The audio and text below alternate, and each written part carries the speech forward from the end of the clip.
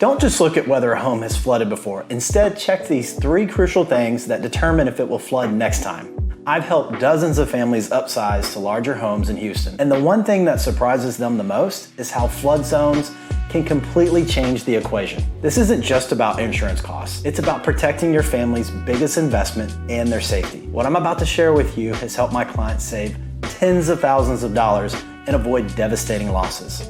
And the crazy thing is, most agents never even bring this up until it's too late. If you don't know me, I'm Thomas Miles, founder of Miles & Co. Properties, and I've helped over 200 Houston families find their perfect homes in Houston's most desirable neighborhoods. Let me walk you through the 3 things every Houston family needs to know about flood zones.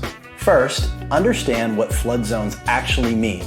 Houston has several flood zone designations, but here's what matters. Zone X is considered low risk, while Zone AE and AH are high-risk zones where flood insurance is mandatory with a mortgage. But here's the thing. After Harvey, we learned that flood maps don't tell the whole story. I've seen homes in low-risk flood areas that took on water, while some homes in higher risk zones stayed completely dry. The key is understanding your specific property's elevation and surrounding drainage. That's why I always check the actual elevation certificate when in a 500 or 100-year floodplain. It tells us exactly how high the home sits compared to expected flood levels. Second, research a property's actual flood history. This is where most people miss crucial information. In Texas, sellers must disclose previous flooding, but they might not know the full history if they haven't owned the home very long. So that's why I always like to talk to neighbors when I'm showing homes to my clients.